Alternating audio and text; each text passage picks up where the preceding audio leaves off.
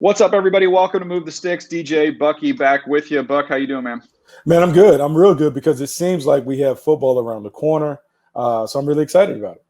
Yeah. By the way, does it bother you, the people that you almost feel like are rooting against this sometimes? I mean, there's A just a little sense bit. of like, oh, we can't do this, we can't do that, we can't do this, we can't do that. Like, I don't know, man. I'm looking at some of these other leagues and how they're doing with the testing and the protocols and players being responsible. And I've been encouraged what I've seen. I know football's different with the contact, obviously, and we're not completely in a bubble like the NBA. But as much bad news is floating around in the world right now, I think in the sports world, I actually am feeling more optimistic right now. I'm really optimistic about the NFL. Now, the Yeah, college thing, I think, is a that's different different. deal. Yeah, I agree with you. The NFL, when you're dealing with professionals, you're dealing with guys who are employers, employees, and workers, and this is their career. I'm very, very positive that they're going to take the necessary steps to kind of protect themselves. I'm also positive that the NFL is going to make sure that they protect the players and put them in environments that work. And so we have seen over the last couple of days, we saw the tweet storm from players. We saw some of the concessions that the NFL made to try and get this thing started. We have always been optimistic that the NFL was going to start on time. And I'm very, very cautiously optimistic that it's going to continue to start and proceed as we've talked about. Yeah, look, and Bucky and myself, we're not doctors, but I do think the difference between the NFL and college. I saw a report today that talked about the testing price tag. Did you see that? It said it would be a $75 million price tag on testing. The NFL working with a company to be able to provide, I think, up to 120 tests per day. And then on top of that, if teams want to go over that amount, then they can cover that cost themselves. But you split up the 75 by the 32. I don't want to say drop in the bucket, but it's very affordable. In order to salvage a season, it's a minimal investment when you look at it from that standpoint. But that's the difference between the NFL and college. College, where you're talking about one of the numbers I had heard was 25,000 a week for them, and that was with one test a week, which I think they were planning on maybe Wednesday, if I remember correctly. That's a whole different ballgame versus being able to daily test like the NFL would have the financial backing to be able to get that accomplished. Because it seems to me that's the answer, right? Is the testing, and then once you get a positive test, to be able to remove that person to keep the spread to a minimum. And I just don't know that the colleges are going to be able to have the resources to pull that off. No, I don't think they're going to be able to do it, but I think the NFL is uniquely qualified to be able to pull this off and to pull this off in a manner in which we talked about. Like DJ, like in reading a lot of things outside of football, this time period has given us an opportunity to what I call prune the trees. There's a lot of stuff that we did in the football world that might have been unnecessary when it came to, hey, let's bring 90 players to camp. Let's have all of these other guys, because let's be honest about training camp. When you got to training camp and you're cutting down to 53, of those 90, only about 10 to maybe 12 guys had legitimate shots to unseat other people. And I hate to kind of be the bearer of bad news, but that's what it was. What you're going to see now with 80 guys, you're now talking about with the practice squads maybe bumping up to 16. You're talking about maybe 10, 11, 15 guys being able to get cut. You're going to see more competitive battles, and you're going to see people bring people to camp that have legitimate opportunities to win jobs. They're not going to waste their time and money and efforts on guys that don't have legitimate opportunities to make their teams. Yeah, it's a good point. And it sounds like I haven't heard the final number that we're talking. I think 80 is the number that I've heard floated around. It seems like that's what we're going to be looking at, going down to that number. And then so that eliminates 10 guys right off the top right there. But it's going to be, I would imagine you'll see probably some early cuts too, that 80 will be trimmed rather quickly. Get a look at some of those guys and then move on. Because the final roster is now, did they move it up to 55? I believe so, yeah. So 55 plus 16. I mean, that right there puts you at 71. So now you're talking about 10 guys that you have to move. And because of the way the practice squad thing is going to be, you're going to want to have your core squad together. Meaning then you're going to churn everybody else. Yeah, so you want to get that together, and then the practice squad guys will be the ones that will be churned over and those things. And so you don't want to waste a lot of time. You want to get it going. And because you don't have preseason games, hey, let's get to work in terms of practicing and preparing for week one. You want to get through the evaluation phase pretty early. All right, I want to get into something that we talked about before we went on the air, and I think this is it's fascinating to me. I know we just kind of brainstormed, right? Just kind of, I bring up an idea, you bring up an idea, and kind of go back and forth. Because if we look at this rookie class, uniquely challenged with the lack of an offseason, now it appears as if we have no preseason games, going to be no joint practices. So those live reps that would try and prepare these guys to get them ready to go don't exist. So we were brainstorming ideas of, in this environment where you see obstacles, how do you create opportunities? What can we do to get these guys up and running? One of the things that I talked about, something we've talked about on the podcast before, which is really trying to tap into the virtual reality. I think it's a great tool. I've had a chance. My kids actually got one because they wanted to, that was like their big gift or whatever, was to get one of those.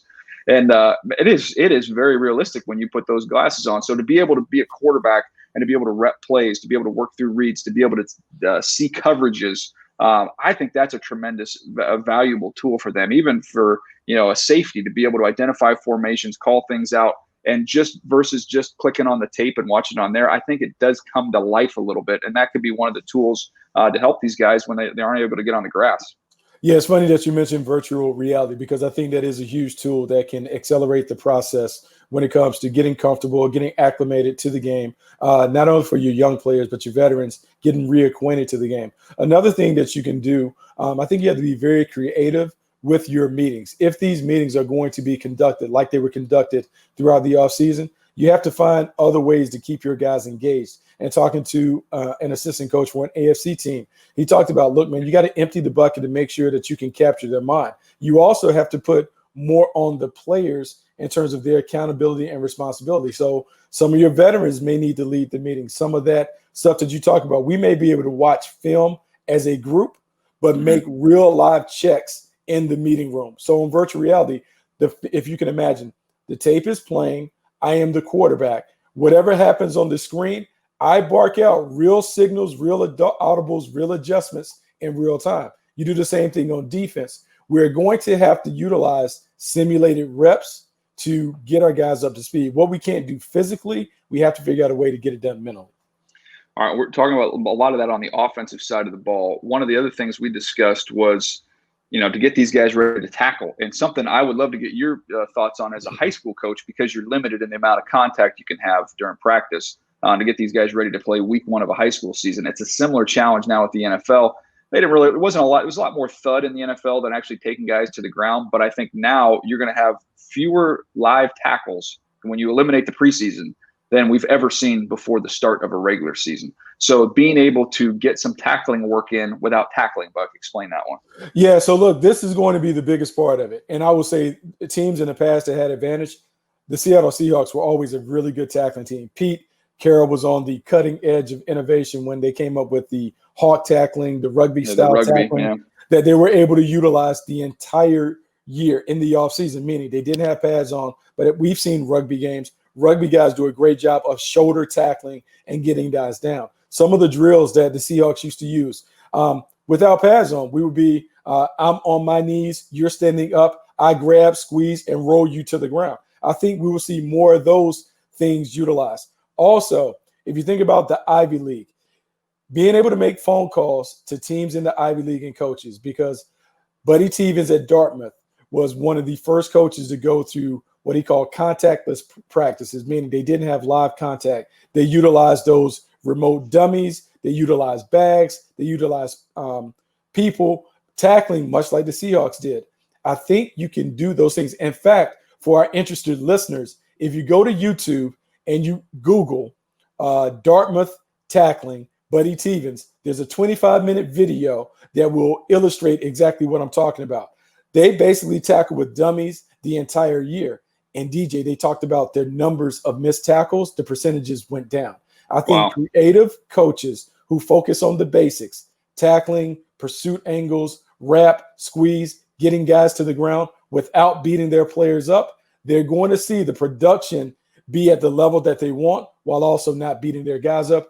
The 21 days that they have for the strength and conditioning and the 10 days of unpadded practices, the really good teams will maximize that by making sure they get the tackling done without putting their guys in harm's way. Yeah, I think it's going to be crucial. I think, as much as we both appreciate kind of an old school mentality and an old school toughness, you better have some new school methodology. You better have some new school techniques in order to be able to get your guys ready to go. Because I'm not saying you can win the Super Bowl in the first 4 weeks, but you can take yourself out of the playoffs in the first 4 weeks. You post a 0 and go 0-4 to start the season, you're not going to the postseason. So you've got to be able to at least play 500 ball, as we've talked about earlier in the year, and that's why you got to be able to get these guys some reps without necessarily getting reps. Yeah, so you got to get the rep. All of those reps matter, and the people that have taken the time in the offseason, because what do we have? We haven't had time to do anything. So the coaches that have been able to put plans in place, that have been able to think about the alternative ways to practice, are going to be the ones that are ahead of the curve.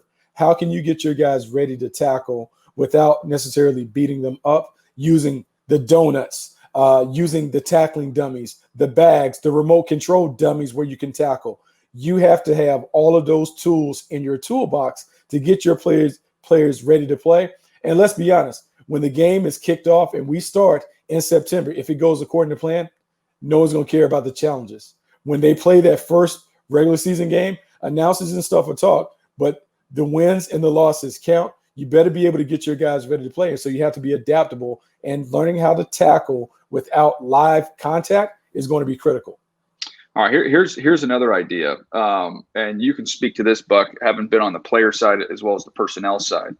But normally, as you go through training camp, it is a focus on yourself mentality, focus on you as an individual, focus on you as an offense or defense, and you as a team.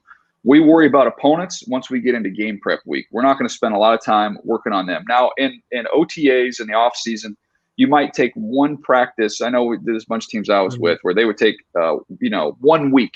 So if you had 4 OTAs that week, and you're with the Ravens, or say you had 3 OTAs, you're with the Ravens. Monday you would work on the Browns. Tuesday would be the Bengals. Thursday would be the Steelers. Whatever. So you just get one practice. You put guys in pennies and with the numbers on them, and you kind of get a little taste of what you're going to see inside the division, but very minimal preparation in that regard. I think with this lack of practice time that you're going to have with this whole get up to speed ramp up that they're talking about, this might be a way to fill some of that time with these guys mentally, is start really preparing for some of your opponents, both scheme wise and personnel wise. Use some of this time where you might not be able to get on the field and rep your own stuff, but this is a luxury of time you have now to really study your early opponents in the season, your divisional opponents. The coaches that traditionally do that, but now I think the players, that could be a way to kind of get some value out of this time. Yeah, I think it is a way to get value. And so, DJ, based on the proposal that we have, they're 48 days to get ready to play for the first game if they don't have a preseason game. 21 of those days are strength and conditioning, 10 days unpadded practices, 14 days of padded practices. So I think what you're talking about is really focus on the first quarter of the season. And while you're beginning to put in what we call a reinstallation, because what happens is you install the entire offense and defense in the offseason, OTAs and the like. Typically, when you get to training camp, you reinstall all of that information, but at an accelerated rate. I think that happens. But while you're doing that, you're also doing that with very specific opponents in mind. So you're beginning to put what we call a skeletal structure for a game plan. So if I'm the Baltimore Ravens and say my week 1 opponent is Pittsburgh, so we begin to put a skeletal game plan for the Pittsburgh Steelers. We work on that for a couple of days, then we move on to week 2. And then when we get back to game week, they'll have to be like, oh, okay, I remember going over this, coach, but at least we've gone through the hard installation part of it, and now it's just a review so we can get ready to play. But yeah, I think your emphasis is more on, yes, let's tend to our own knitting. Let's make sure everyone understands our fundamentals, but let's also look ahead to the opponents that we have to play, and let's start preparing for those guys. Yeah, which brings me to another conversation we were having, which is the advantages of we talk about the disadvantages of newness. And the Carolina Panthers are a great example of this. Our friend Field Yates tweeted this out. I think they're the only team in the NFL with new offensive and defensive coordinator, new head coach, new quarterback. They're the only team that has all those new people in those roles. Now, we know there's familiarity there with Teddy Bridgewater and Joe Brady. They were together with the Saints, so there is some familiarity there. I think that'll smooth some of it. But while that's a disadvantage for them in terms of continuity and being ready to go at the beginning of the season, how about the challenge of trying to prepare for a team that you know so little about? If you got to play them early in the season, you're not going to have any preseason tape to go off of. Scheme-wise, offense and defense, you're going to wonder, is it a mix of what did at LSU or what they did at Baylor? Is it going to be new stuff? I mean, I think there's a challenge and a built-in advantage, I would say, for a team like Carolina, for teams that got to play them early in the year. Yeah, I think so. And I think we saw a little bit of this even last year with Cliff Kingsbury trying to adjust to, hey, what is his version of the air raid going to look like in the NFL? And as they continue to evolve and adapt, it kind of morphed into more traditional NFL ball. But the preparation part early in the year is hard for the opponent because the unknown is always scary. And when you're a coordinator, you just don't know how they're going to attack us when they're on defense. How do we attack them when they are on offense? Those things are kind of scary. You mentioned a point, though, that is critical, I think, and I think is a big advantage. Veteran teams that are well-established in their scheme and system, teams that the personnel hasn't changed much from year to year. The New Orleans Saints come to mind. How Drew Brees and that offense, they should hit the ground running because this is what they've been doing forever. Not a lot of adjustment. The only guy who probably has to come up to speed will be Emmanuel Sanders, and he's a veteran. Shouldn't take him long to learn that offense. Teams like the Baltimore Ravens, I think, have an advantage already in the uniqueness in the way that they play. But now add to that an option team in the National Football League that's already counterculture now has the ability to continue to remake and evolve their current system. We saw last year they did something that we hadn't even really seen before, their triple option offense with Lamar Jackson. Now you've given Greg Roman an entire offseason to add toys. If I am him, I unveil those new gadgets and tricks early in the season because every defensive coordinator has studied what they did last year, looked at all of their games, broke them down. They feel like they have a good plan. When they unveil something new the first quarter of the season, it is going to throw teams off their scent because they don't know. I think it's a huge advantage. And as you talked about, the first quarter of the season is about getting out to a fast start. 3-1, 4-0. The magic number in the National Football League is 10. If you can get the 10 wins, it pretty much guarantees that you get into the playoffs. I got to come out hot. I have to get my team ready to play right out the gate. So I was thinking about a different team. I was thinking about the 49ers and thinking about a team that was so close to winning a Super Bowl, just couldn't quite finish it. You look at the team that beat them, the Kansas City Chiefs. What have the Kansas City Chiefs done? They've taken care of their own guys, right? They got Chris Jones' contract done, obviously Mahomes' contract done. They're able to keep the pieces in place there. Sammy Watkins comes back. But if I'm the 49ers, I'm saying, man, I'm this close. I have in a rarity to have the year they had and to not lose a coordinator, right? So they still have, obviously Kyle Shanahan's calling the offensive plays, but to keep your defensive coordinator and not have to change up anything. You have a limited offseason, so that's already a built-in advantage for them with the familiarity. The quarterback's been in the system for several years now. If there was a team to me that you were looking at and say, hey, let's go for it, man. Like this is all set up for us. Let's be ultra aggressive. Let's go try and look at the trade market here. Maybe that's a deadline. Maybe it's early in the year. Maybe it's before the season starts. Who knows? But to me, I could make a strong case for the 49ers of any team. You are on the doorstep. If you make an aggressive move right now, it could be what gets you over the top. I think about the Chiefs last year. The move for Tyrann Mathieu, I think, was kind of a little bit, that was that little thing they needed, a little edge to get them over the hump. Is there another team you can think of that comes to mind? Because that, to me, is the team I would think would be motivated to make a run at this thing. Well, I mean, the teams that we've seen that have been the most aggressive traditionally, the Philadelphia Eagles have always been a team that is unafraid of taking chances. And when they look at themselves, especially early, because, DJ, you know how this goes. We always wax poetic in the offseason about how we feel about our team or whatever. But traditionally, with preseason games, that first preseason game is telling. And after that game, we begin to make decisions on, we need to go get a veteran player. The young guy that we'll count on, we don't know. We have to do it. I think now it happens a little more in practice. You have to look at where you are and really try and imagine, hey, man, are we good enough to beat Dallas? Are we good enough to beat the Niners and the Bucks and the teams that we expect to be at the top of the division or at the top of the conference? If not, what is the one player that could go push us over the top? Is it a wide receiver? Is it a running back? Is it another pass rusher? Because Jadeveon Clowney is out there. Who is out there that could help us in a one-year run get over the top? I do believe a team that is aggressive, has cap flexibility, and has an aggressive mindset can absolutely get it. Yeah, I'm just looking at teams, and this is what we talked about before, which is the uncertainty of the college season and impacting the value of a first round pick. Obviously, if you have a top 10 pick, you're going to know who those guys are, and you're going to feel more comfortable about that evaluation. But if you're a team that feels like you're a lock to go to the postseason, I mentioned the Niners. We talked about the Ravens being another one. I think the Saints would be one. Obviously, the Chiefs are where they are. I think those teams feel like kind of obvious teams. The other team I would actually throw in the mix, if you're the Pittsburgh Steelers, Yeah. we saw them last year make the trade for Minka Fitzpatrick. Ended up being an unbelievable home run trade for them. But maybe they say, hey, Ben, this might be it. This might be the last year for Ben. So maybe they are a team that says, let's go for it again. Last year we hit gold with Minka Fitzpatrick. We figure if Ben stays healthy, we're picking in the late 20s, hopefully picking 32. Maybe that could be a team that could make a run at it here and trade picks. I think we're going to see the value of next year's picks. If there's no college season, or if it looks like that's spotty at best, I think teams would be more willing to part with those picks. They're not going to have a true evaluation on those kids.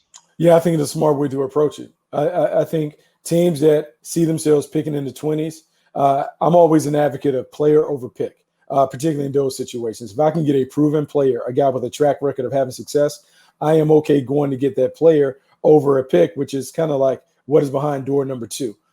In these situations, in a unique set of circumstances where we don't know what the college game is going to bear in 2021. We also don't know what the cap situation is going to be like in 2021, 2022.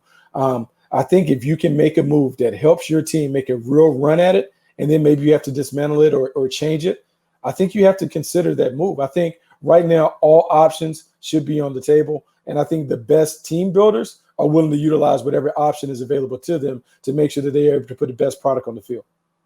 All right, this is the last topic I want to hit on today. A little bit shorter on the podcast today, but this is the thing I was thinking about as well. We've heard the college coaches are going to get a mulligan for this year. So let's assume the Power Five goes off, right? That we have the season and the ACC, SEC, Pac-12, Big 12. They're all rolling. Big 10. That seems to be. We talk about hot seats with coaches for two factors. Number one, this year you've just had a weird year. You don't know what's going to happen with the health of your players. You haven't had the full run up to the season, the off season. So we can't judge a head coach based off what happens this year. The other thing is financial, right? If you're committed, if you're a college university and you're committed to a coach for the next 3 or 4 years, the days of maybe, writing that $20 million check to get rid of him, to then get the right to write a $30 million check to bring in his replacement, not in this climate. I don't see that happening. Now, my question is, Buck, we see the same thing with the NFL. Are some of these coaches that are kind of in big years, are they going to be given a mulligan here with where we are? I think everyone has to be fiscally responsible. I think with the uncertainty surrounding the money in the collegiate game and also in the pro game, I think you have to really pause before you make these dramatic decisions, particularly when it involves an outlay of cash. When you talk about guys that have multiple years remaining on their deal, man, it's hard to see paying $15 million for someone walking out the door to then add more money to the bottom line. I think you have to give these coaches every opportunity to build their program. And I think about a guy, and typically Cincinnati's not a team that moves on from their coaches. But I think about a guy like Zach Taylor. Zach Taylor was a young coach last year, had struggles. He now gets the number 1 pick, but he hasn't had an offseason. Like, what do we make of this year? Like, how can we really truly evaluate him on this year? I think he has to be guaranteed to get 2021. A guy like Matt Patricia, I know the Ford family ownership talked about this has to be the year they see dramatic improvement, but how can you really evaluate him in these circumstances? If they play hard, if they're competitive, is that enough to extend him and give him another opportunity? I think it probably has to be.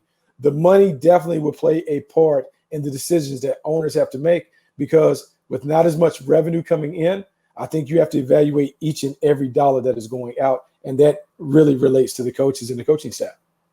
Yeah, and I'm actually hopeful something good can come out of this, and that maybe we'll exercise more patience with some of these guys. I mean, everybody talks about Belichick, right, as a great example. Just be patient. He was figuring it out. He was getting it together. Obviously, the move happened from Cleveland to Baltimore when he was with the Browns.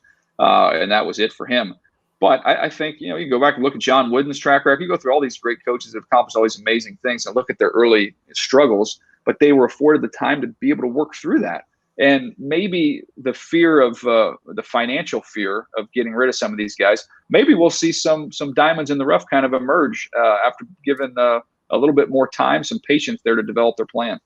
Yeah, I believe so. I believe that is the big part, because a lot of times we want instant gratification. We want the results to happen right away. And man, team building is a process. It's a process. It's a mix of draft picks. It's a mix of your veterans. It's a mix of bringing free agents in that can get you over the top. And it doesn't always come together in the immediate point of view. And so I think you have to hire good people and then allow them to kind of set the plan and work the plan down the line. No doubt. Is there anything else you want to hit on here, Buck? I know we're a little bit abbreviated today. We both have a meeting we've got to go to, but it's fascinating, man. I'm just glad we've got what appears to be football coming up. Yeah, no, I think it's really important that we can appreciate football being back. We can appreciate the rookies coming in, the 28th of the Veterans Report, and football goes off according to plan. I think we'll be much more appreciative of the game and what it brings to us in a bunch of different areas. Yeah, I do want to remind everybody we've got the TV show coming back Thursday, July 23rd, 6 Eastern. That I believe is going to be a half-hour episode this week, and it's going to be followed up at 6:30 with our Justin Herbert 360 episode, which has been updated to account for him being with the Chargers, what we expect to see with him going forward in his NFL career. You can also catch re-airs of Justin Herbert 360 Saturday at 5 and 5:30 a.m. and 8 and 8:30 a.m. So those are Eastern times. Be on the lookout for those. Well, that's going to do it for us today. I hope you guys have enjoyed the conversation as we have. We're excited about football, and it's here, man. We're making progress. Let's be optimistic. Let's put a smile on our face and be hopeful here, because I think it does look promising, which is very encouraging. All right, that's going to do it for us. He's Bucky Brooks. I'm Daniel Jeremiah. We'll catch you next time right here on Move the Sticks.